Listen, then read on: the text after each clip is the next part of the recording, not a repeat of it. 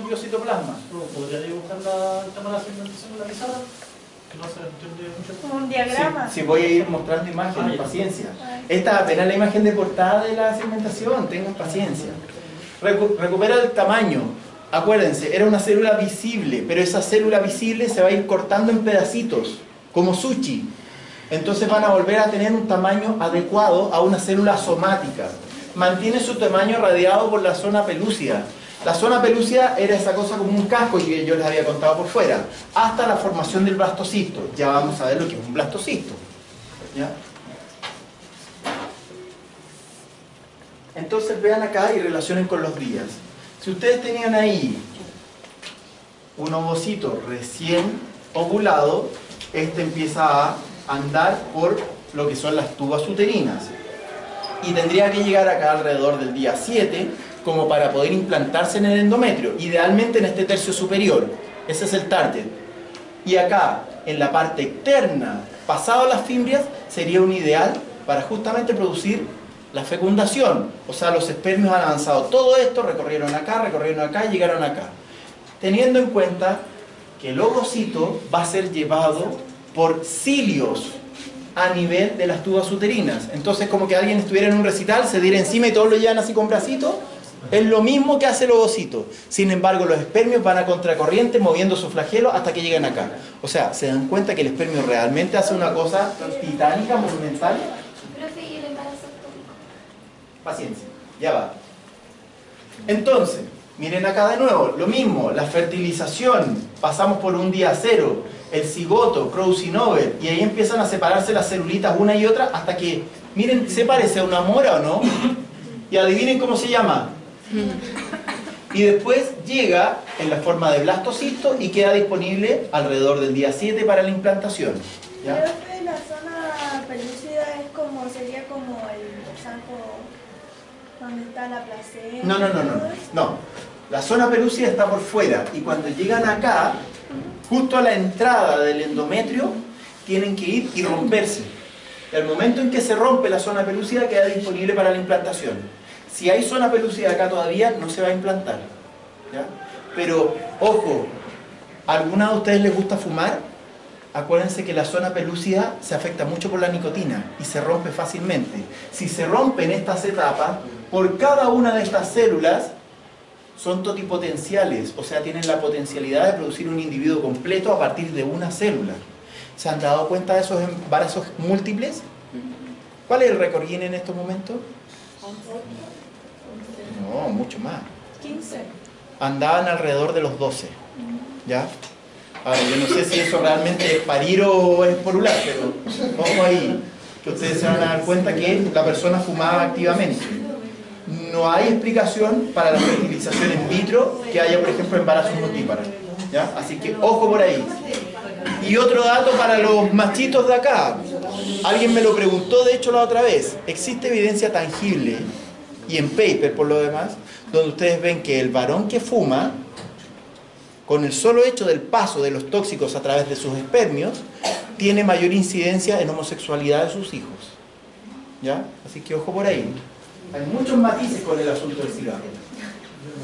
Y me pedía dibujos de todo lo demás, vamos viendo dibujos paso por paso. ¿Ya? Vean primero cómo están los pronúcleos y el corpúsculo polar. Cuando hay una fecundación pueden aparecer hasta 3, pero hasta 1, para que, oh, qué raro, incida en un rasgo de segmentación. Es como que ustedes tuviesen un globito y alguien pone un puño encima y empieza a empujar. ¿Ya? Entonces, como hacen eso, se paran en células. Estas células, ¿cómo se llaman? Ya se los había dicho, blastómeras. ¿Ya? Las blastómeras. Y aquí aparecen las blastómeras. Ustedes logran diferenciarlas. Cuentan acá, ¿cierto? Pero ¿pueden contar ahí? ¿O se vuelve un poco más difícil? Están fusionadas, excelente forma de verlo. Miren acá, hay una etapa que se llama compactación de la mórula. Ustedes tienen una mórula, ¿ya?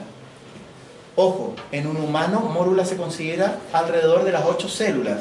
Estamos hablando pasadito los 2 días, ¿cierto? Entonces, cuando se produce esta fusión de la mórula, lo que hace es crear uniones de todas las células que están por fuera y dejan botadas las que están adentro. Entonces van a crear por primera vez una diferenciación celular. tienen células por fuera que se van a llamar trofoectodermo y tienen células por dentro que se llaman, ¿cómo se llaman? Masa celular interna o MCI. ¿Ya? Profe, aquí... Un segundito. Y ojo, queda un espacio, blastocele. El blastocele es como una sopita de hormonas, principalmente de nutrientes. ¿Ya? Y eso se va a fusionar ahí para lograr tener este tipo de estructura. ¿Estamos bien hasta ahí? Ya. Me iba a preguntar algo. Que como ahora está saliendo el aborto de las 3 causales, como a qué fecha del embarazo se puede cortar para que el feto, yo creo que cuando el sistema nervioso está creado ya empieza a sentir. Ay, es que ese tipo de discusiones son un poco ad eternum y súper complicadas, ¿ya? Se los dice alguien que en posgrado imparte un curso de ética, ¿ya? Así que ahí tenemos para discusiones, pero muy largas, ¿ya? ¿Qué pasa con el colocito después de la segunda? Un segundito, para intentar concretar esa parte. Primero, recordar que las causalidades todas aparentemente son válidas desde la perspectiva ética, ¿ya? Pero el momento en el cual se produce el aborto es un tema crucial y ahí depende lo que vayan a decir los legisladores, que normalmente no le han atinado mucho a la parte ciencia, seamos claros, ¿ya? Porque no tienen la capacidad de comprensión, no entienden, ¿ya? Insisto, una cosa es el aborto terapéutico, otra cosa es el aborto, y eso lo tienen que diferenciar bastante bien para los temas éticos. Un aborto terapéutico es aquel en el cual ponen en riesgo a la mamá, al feto o a ambos. Entonces ahí necesitan ejercer una acción, un mal menor para salvar vidas, y eso es un objetivo claro. En el caso de aborto a solas, es un término que nos hace el típico hincapié de el hecho feminista que dicen la mujer hace lo que quiere con su cuerpo. Claro, desde esa perspectiva tenemos un pequeño detalle, va en contra de la Constitución y la Constitución de casi todos los países, en la cual expresamente dicen una persona que se quiere suicidar, tienen que intentar salvarla. Así de simple. Y ahí entramos en un tema de nunca acabar. Es que yo hago esto porque esto es mío, que aquí, que allá, y la cuestión. Chile es uno de los pocos países en el planeta que ha firmado 2 tratados al mismo tiempo que son totalmente incoherentes y pagamos multa en los 2 lados por no cumplir ninguno de los 2. Por un lado, el hecho de los derechos humanos femeninos, que es un poco como sesgado también, ojo con eso, con esta cuestión del sexismo, y otro, el de los derechos humanos de los niños. Obviamente, desde mi perspectiva humilde, los derechos humanos de los niños son una cosa vital, porque nadie los defiende. Pero estos dos se anteponen justamente en este punto, y ahí tenemos que ver qué va a predominar. Ahora, el hecho de poner en el tapete y el hecho de que haya aborto terapéutico es importantísimo para Chile, porque tenemos que decidir si realmente lo queremos hacer o no lo queremos hacer. Cualquiera de las cosas es buena, mientras se haga, porque en el planeta hay 4 países que no lo han hecho. Está Chile, otro no tiene nombre porque lleva como 20 años en guerra civil, y hay otros 2 que también están en guerras civiles o han tenido revoluciones tremendas y no tienen legislación. A ese nivel estamos nosotros. O sea, es como si estuviésemos en el medio de esto, ¿ya? Pero ojo por ahí, y ya vamos a hablar de los embarazos ectópicos y estos temas que vienen a contingencia, ¿ya? Ojo, me había preguntado por justamente qué pasaba con esto. Esta estructura eventualmente va a ser reabsorbida una vez que llegamos a la etapa del blastocisto, ¿ya? Pero, ojo, solo cuando llegamos al blastocisto, ¿ya? Antes no. Y el asunto está el riesgo ahí, que a ese nivel podría ser que ingresara información genética anómala, porque eso era basura. Si no se descompone bien o no se desarma bien para ser reabsorbido, podríamos tener trágicas consecuencias. Miren acá, la compactación no se les olvide como tema, porque hace que las células que estaban separadas queden unidas por uniones de tipo incluso, tipo de desmosoma, y también uniones de tipo nexus. Entonces, ojo, si eso no es controlado, o hay algo mal en ese periodo, hasta ahí llegamos también. Pero antes de la compactación tenemos las células madre. Esta imagen es antigua, pero es la más sencilla que uno puede entender. Respecto a las células madre, es decir, hay una célula que puede ser diferenciada de muchos tipos y puede crear muchas líneas familiares. Pero cuidado, no necesariamente todas. Entonces tenemos la diferencia entre totipotencialidad y pluripotencialidad. Toti significa todo, o sea, célula nos lleva a un individuo completo. Pluri es una célula, puede producir algunos tipos de tejidos. Por ejemplo, una pluripotencial podría generar órganos internos o células que tienen que ver con órganos internos, pero no la piel, o no un ojo, por ejemplo. ¿Se entiende? Entonces aquí van líneas. ¿Se puede crear musculatura estriada? Sí. Músculo cardíaco también, hepatocitos también, tejido óseo también, piel también, pero así de diferentes grupos celulares. ¿Pero se puede crear un corazón, por ejemplo? No, porque no crea varios grupos celulares, sino que crean algunos. Esos algunos tienen que ver, por ejemplo, con la parte muscular, pero no con la parte de tejido conjuntivo. Entonces no se va a crear un órgano entero, así como apretar un botón y le salga un corazón listo para implantar. Eso no se da todavía. ¿Ya? Así que ojo por ahí. Gastrulación. ¿Hay dudas hasta el momento con la segmentación? Segmentación es dividir, hacer sushi. La gastrulación implica movimientos. ¿Se dieron cuenta ustedes que tenían una estructura que se llamaba blastocisto? Y ese blastocisto tenía una forma como de pelotita con estructuras hacia un lado, o sea, era como un huevo con un sector que tenía más masa y acá se creaba el embrión en el fondo. Pero si ustedes miraban esto desde arriba, era como tener un huevo con un botón al medio. Ahora, esa estructura puntualmente es la que aparece acá. Y van a tener varias estructuras que nos van a llamar la atención, que van a ir apareciendo sucesivamente. Es decir, una membrana bucofaringea, una membrana cloacal y además una cosa como un fosforito. Dejemos eso establecido por mientras. Pero ¿desde dónde están mirando al pequeño? El homúnculus anatómico humano se pone así como... ¿Ya? Esta es la posición. Por eso ustedes tienen dedos anteriores y posteriores. ¿Se entiende? Sin embargo, en este caso embrionario, ustedes lo están viendo así. Háganse la idea de esto. Pero ¿cómo? Se entiende que la membrana cloacal está acá debajo, pues en el pompis, ¿cierto? Pero acá arriba está acá en la nuca. ¿Por qué está en la nuca la boca a futuro? ¿No les llama la atención? Vamos viendo qué es lo que va a pasar. ¿Cómo se llama? No, sí, tranquilo. Vamos por imágenes de a uno, no se nos acelere. Primero, las membranas que yo decía en cuestión. 13 días post-ovulación. ¿Ya? Ojo, eso significa DPO. Entonces lo que van a hacer es agrandar este nodo y surco primitivo para que permita pasar como si fuera un ojal tejidos y así creen una cosa como una especie de oruguita. Incluso esa oruguita va a tener diferentes estructuras por los laterales. ¿Ya? Pero vamos viendo, definición clásica de lo que sería un proceso de gastrulación. Proceso mediante el cual se establecen 3 capas germinativas que serían ectodermo, mesodermo y endodermo. Pero cuando lo teníamos así, lo primero que hacen es organizarse en 2. Entonces vamos a tener un epiblasto y un hipoblasto. A partir del epiblasto, que es la capa más superficial, lo que ustedes observaban acá encima, vamos a desarrollar un ectoderma. Pero también una hoja media, que ahí está por escrito, se llama mesoderma. Ah, pero tenemos una hoja delgadita debajo. Sí, cierto. Esa hoja la tenemos que crear también acá como una hoja chiquitita y delgadita. Pero adivinen qué, el epiblasto de nuevo hace de las suyas y se transforma en endoderma. Pero ¿y el hipoblasto? ¿Qué pasó con él? El hipoblasto va y se reparte por los laterales.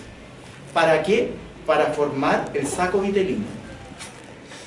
Y usted se reparte hacia los lados y forma el saco vitelino. Y ahí empezamos a pensar en las membranas y todos los otros anexos de la placenta.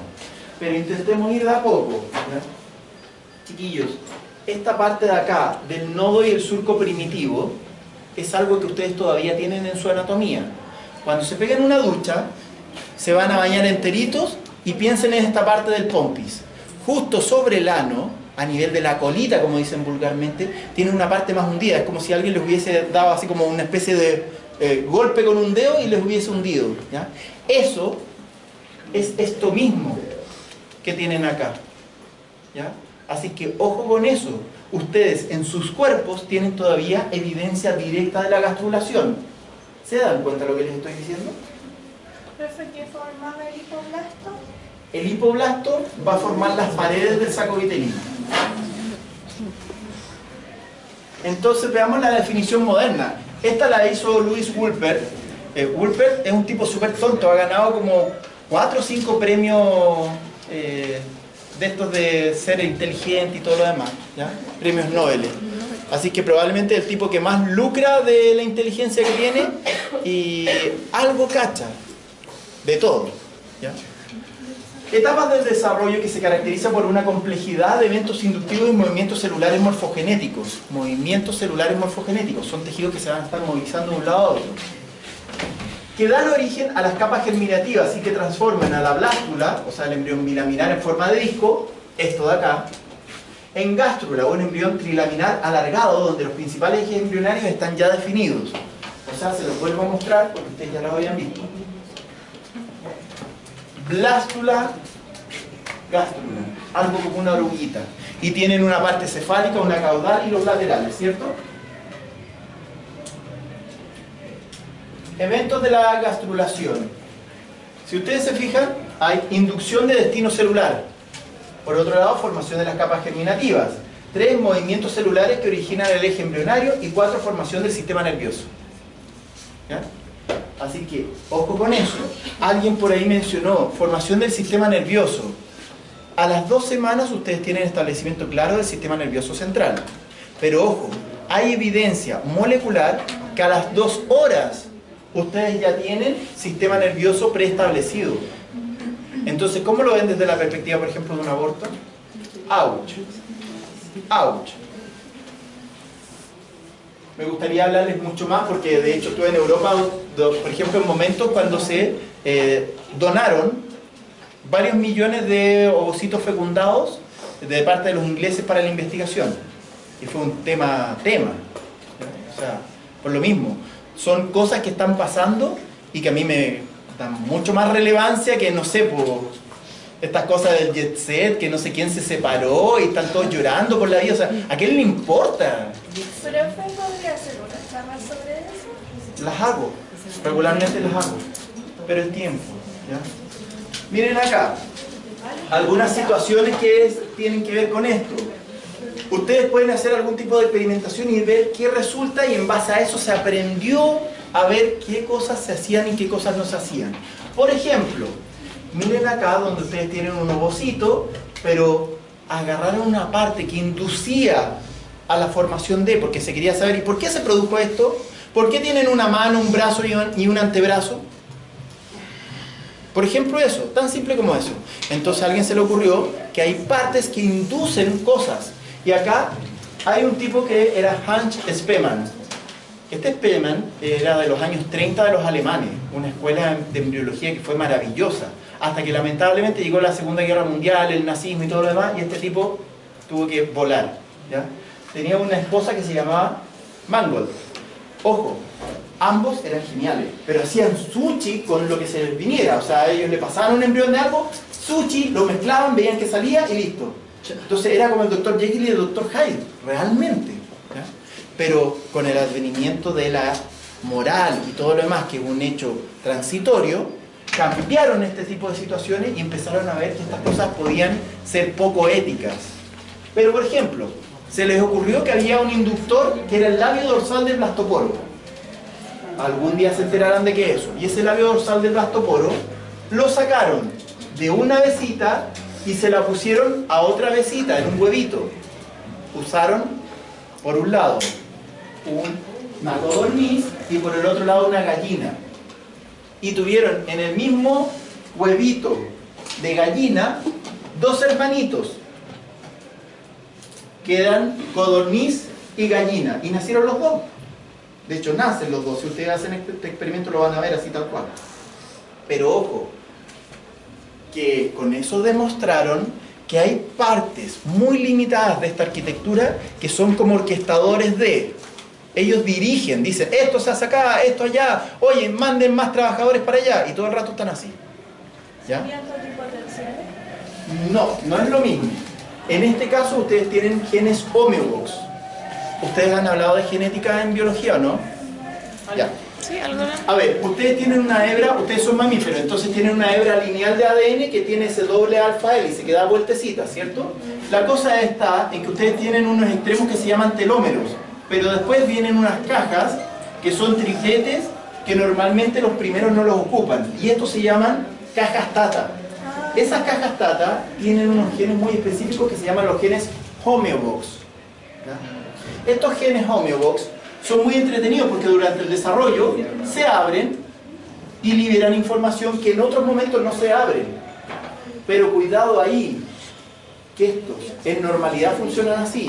El problema es cuando estos se abren en la adultez y nosotros tenemos cáncer. Estos son los culpables también. ¿Ya? Entonces tienen una doble función, una muy buena, que es que nosotros estemos vivos y podamos desarrollarnos y crecer. Pero por otro lado podríamos tener cáncer en la adultez y es parte de la falla del sistema. Pero aquí vamos a complejizar un poco más las cosas. Todo esto tiene desarrollo regulado y desregulado. Yo les estoy hablando ahora de la parte regulada, o sea que alguien mande, alguien diga, usted hace esto. Ya, ok. Entonces, tienen un tejido por inducir, un tejido que está virgen, no ha hecho nada en su vida, solamente ser celulita y existir. Pero mandan un inductor que puede ser un tejido o una molécula. Esa molécula es la mandada por estos sectores de inducción. Si juntan estas dos cosas, van a dar una cosa nueva, un tejido inducido. Pero cuidado, que tiene algunas características que limitan todo esto.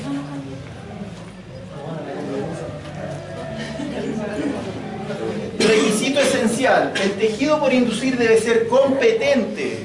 ¿A qué se refiere con que sea competente? A ver, tenemos diferentes situaciones. Supongamos que ella sea la célula que está totalmente limpia, nunca ha sido ninguna célula especializada, sino que una célula madre. Llega otra célulita madre y le dice, ya, yo te voy a inducir a ti. Tienes la posibilidad de ir y sacarte un 7. Entonces yo te digo, sácate un 7, sácate un 7. La estoy induciendo, ¿no? Entonces ella tiene varias posibilidades. Una, me va a decir, ya pues, me saco el 7. Y se saca el 7. Y ahí quedamos. Pero otra posibilidad está en, ¿qué pasa si ella no puede escucharme? Porque no tiene los receptores para escucharme. Entonces va a decir, ¿qué dijo qué? Y no se va a sacar nunca el 7. Ok, no puede sacarse el 7 porque no escuchó el mensaje. Pero también, y no es competente por lo mismo, pero también está que ella sí escucha el mensaje. Diga, me voy a sacar el 7, me voy a sacar el 7, me saqué un 1. Entonces, desde esa perspectiva, la célula no es capaz de realizar la acción solicitada. Por ende, también cae en la categoría de incompetente. ¿Se entienden ese tipo de matices? Ya, y eso se va a dar en todos los lugares. Entonces, miren acá. Volvemos a lo mismo que yo les había adelantado ahí. Por un lado, ¿se acuerdan del blastocisto? Eso se los mostré hace un rato. Ustedes miran esa partecita de ahí y aparece acá. Por un lado, el epiblasto. Epi significa por sobre todo. Es casi despectivo, como mirando sobre el hombro. Hipo es por debajo de. ¿Se acuerdan? Cuando los griegos llegaron a África y vieron a unos caballos regordetes meterse debajo del agua, ¿cómo les pusieron? Hipopótamo, ¿cierto? Entonces, ojo con eso. Abajo está estableciéndose el saco vitelino. Veamos qué más. ¿Se acuerdan que yo les hablaba del nodo y surco primitivo? Voilà. Oigan, no me miren.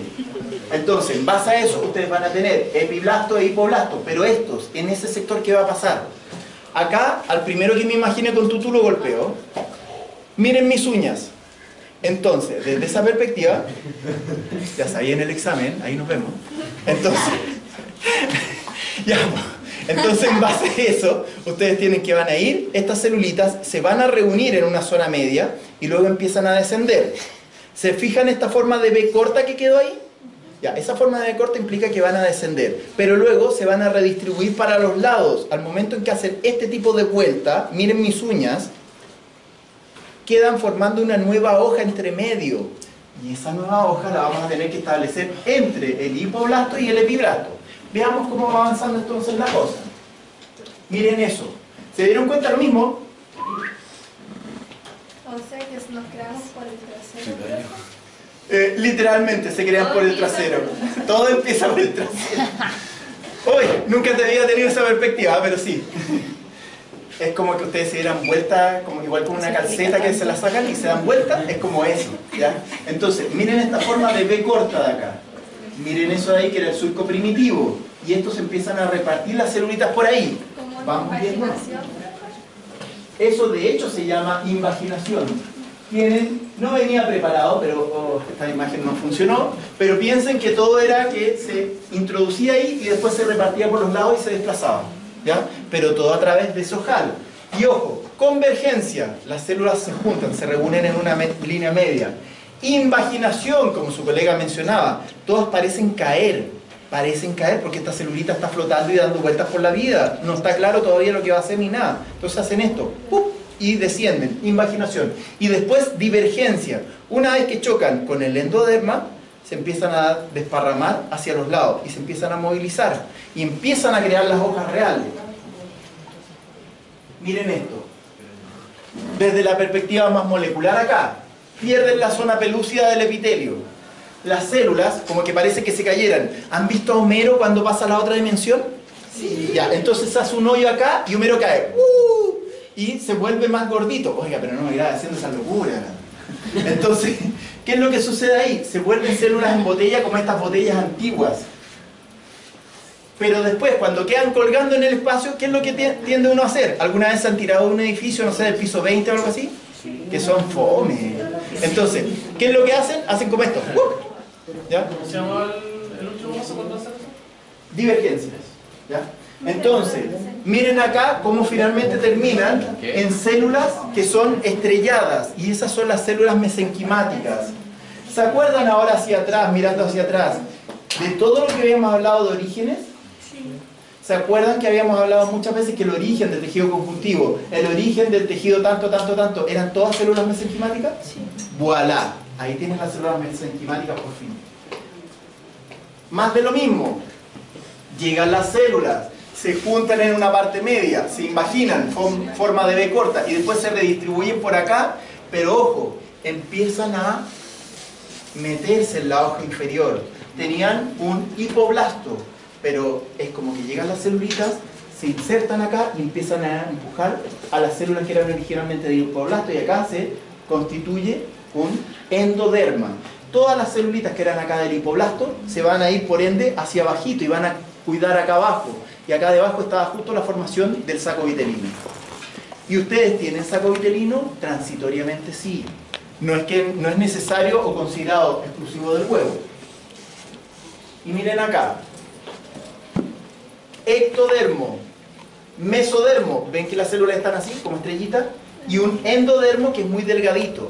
El endodermo per se siempre es tremendamente delgado. No se les olvide, a veces no se nota. Ya, ¿estamos? Y miren acá. Mesoblasto lateral. ¿Hay algo que no quedan sacado, sí? Superpongan acá nodo y surco primitivo. El mesoblasto lateral, ¿qué va a hacer? Convergencia, invaginación, o sea, se nos va por acá debajo, ¿cierto? Y después, divergencia. ¿Y a dónde va a quedar alojado? En los laterales del embrión, pero en la hoja media. ¿Se entiende por qué estos nombres? Ya. Eso es un mapa de territorios presuntivos. Uno va, aplica gotitas de tinción y después ve a dónde terminan las células. Y eso es lo que nos da este mapa. Y acá yo les traigo un resumen del resumen del resumen. Pero supongo que esto es solamente para hablar de las clases, así como para empezar a entenderlas. Macizo celular interno crea un epiblasto y un hipoblasto. El epiblasto, al momento de tener el nodo y el surco primitivo, o línea primitiva en un principio, forma endodermo, mesodermo y ectodermo. El mesodermo, lámina lateral, mesodermo intermedio, somítico o paraxial. Todo eso lo vamos a ver en las clases siguientes. Pero el hipoblasto, ¿qué pasó? Envoltura del saco vitelino. ¿Se acuerdan que yo les decía que se desplazaba hacia abajo y quedaba como saco vitelino? Ah, pero además el blastocisto tiene un trofoblasto, mesoderma extraembrionario el trofoblasto. Pero además un blastocele. Blastocele era esa cavidad, pero esa cavidad se va a rellenar de nutrientes y va a convertirse en él, que va a estar recubierto por... ¿Se dan cuenta que empiezan a juntar cosas? Eso me parece bien injusto y necesario. Ahora, el resumen más real sería esto. Estas son las típicas preguntas de prueba. El mesoderma, el endoderma, el ectoderma, ¿qué es lo que hace cada uno? ¿Se dan cuenta de eso? Ya. Entonces, en base a eso, les muestro algo que es importantísimo. Lo devuelvo un segundo, pero espérenme. Miren esto. Miren arriba. ¿Ven las especies que hay? ¿Se ven diferencias en la primera línea o no? En la segunda, pero aquí ya vemos colitas, acá ya vemos que hay algunos más cabezones, otros que tienen más ojos, ¿cierto? Pero en la última, ¿a alguno le cabe duda que este es humano? Este es un chanchito, un pollito o un pez. Y comparen hacia arriba. ¿Se dan cuenta por qué en las primeras etapas podemos estudiar cualquier especie y va a dar lo mismo? En etapas intermedias podemos estudiar cualquier especie y va a dar lo mismo. Y solo en periodo fetal ustedes van a necesitar ver los cambios reales. Por eso es que podemos ocupar como modelo al humano, que por lejos es el más básico y sencillo. ¿Estamos? Entonces les voy a volver a la imagen anterior para que alcancen ahí a tener. Ya, 30 segundos. ¿Hay dudas al respecto, no? Pon la cabeza. Agáchense. Sonrían. ¿Estamos? Ya. Y esta es la evidencia científica que nosotros somos igual que los pollitos. ¿Estamos? Así que ojo con eso. ¿Estamos, chiquillos?